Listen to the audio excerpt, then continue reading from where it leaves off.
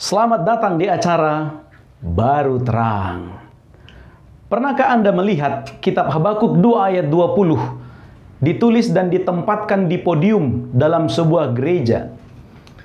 Saya mencoba menerka, tujuannya adalah ketika seseorang datang ke gereja dalam perbaktian dan membaca ayat itu, maka dia akan memilih untuk duduk tenang dan diam selama perbaktian berlangsung. Tujuannya yang baik, bahwa memang setiap orang yang datang dalam perbaktian harus tenang selama perbaktian itu berlangsung. Tapi tahukah Anda, Habakuk sama sekali bukan berbicara tentang keadaan duduk diam dalam perbaktian di sebuah tempat ibadah. Ada pesan yang lebih dalam yang ingin Habakuk sampaikan lewat kitab Habakuk 2 ayat 20. Mari kita lihat latar belakang kitab Habakuk ditulis. Habakuk melihat ada hal yang seharusnya tidak terjadi di Yehuda, tapi terjadi. Dan sebaliknya, ada hal yang seharusnya terjadi, tetapi tidak terjadi. Habakuk bingung dengan apa yang sedang dia lihat.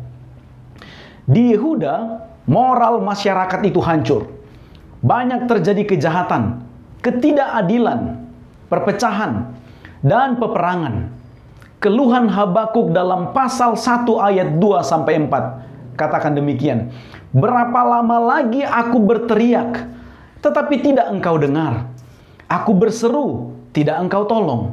Mengapa engkau memperlihatkan kejahatan, aniaya, dan kekerasan di depan mataku? Orang fasik mengepung orang benar, dan keadilan muncul terbalik. Habakuk merasa mengapa Tuhan yang Maha Kuasa itu, yang sebenarnya dapat berbuat yang lebih baik untuk memperbaiki keadaan, seolah tidak berbuat apa-apa. Bahkan penyembahan berhala kembali muncul karena dulu sudah sempat dihentikan oleh Yosia ketika dia memerintah sebagai raja. Tetapi Tuhan tidak membiarkan Habakuk larut dalam kebingungannya. Dalam Habakuk pasal 1 ayat 5-11, respon Tuhan untuk menjawab kebingungan Habakuk. Lihatlah, perhatikanlah, dan janganlah heran. Aku akan melakukan sesuatu yang engkau saja sulit untuk mempercayainya.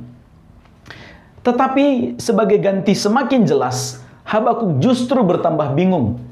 Di ayat yang ke-12 di pasal yang sama, bagaimana mungkin bangsa yang terang-terangan menentang Tuhan, yaitu bangsa Kasdim, dipakai oleh Tuhan untuk memberikan hukuman kepada bangsa Yehuda?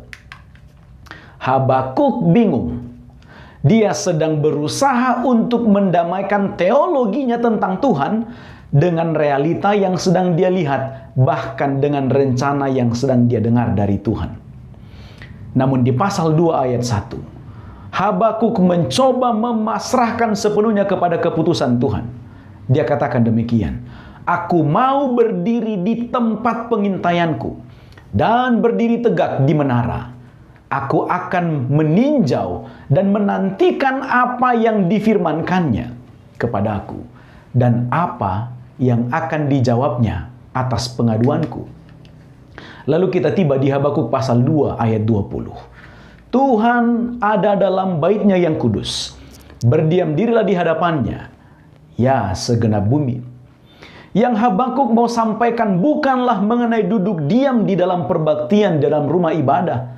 Namun Habakuk ingin menyampaikan bahwa ketika Anda hendak berbicara, dan semua isi pembicaraan Anda hendak meragukan Tuhan dan kuasanya, lebih baik diam. Jangan sekali-kali pembicaraan dan jalan pikiran kita digiring untuk meragukan Tuhan, karena Tuhan bukan untuk diragukan. Penekanan Habakuk 2 ayat 20 sebenarnya ada di ayat yang keempat. Orang benar akan hidup oleh percayanya. Apa yang kita percayai? Kita harus percaya bahwa Tuhan ada, Tuhan berkuasa, Tuhan melihat keadaan yang terjadi saat ini. Tuhan mampu membuat keadaan lebih baik. Dia dapat merubah sesuatu yang paling buruk sekalipun menjadi sesuatu yang sangat baik. Oleh sebab itu, kitab Habakuk ditutup dalam pasal 3 Di ayat yang ke-17 dan 18, Habakuk mendeklarasikan keyakinannya kepada Tuhan.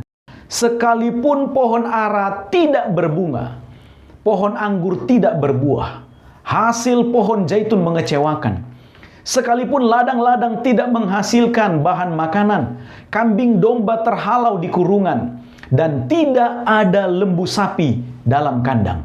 Namun aku, kata Habakuk, akan bersorak-sorak di dalam Tuhan, beria-ria di dalam Allah yang menyelamatkan aku. Bangsa Yehuda bergantung atas semua hal-hal yang tadi di ayat 17 dan 18. Dan sekalipun itu semua tidak ada, sekalipun itu semua lenyap karena penyerbuan orang Kasdim, tapi Habakuk menaruh percaya kepada Tuhan yang akan menyelamatkannya. Habakuk diawali dengan kebingungan, namun diakhiri dengan keyakinan penuh. Ini bukan terang baru, tapi baru terang. Tuhan memberkati.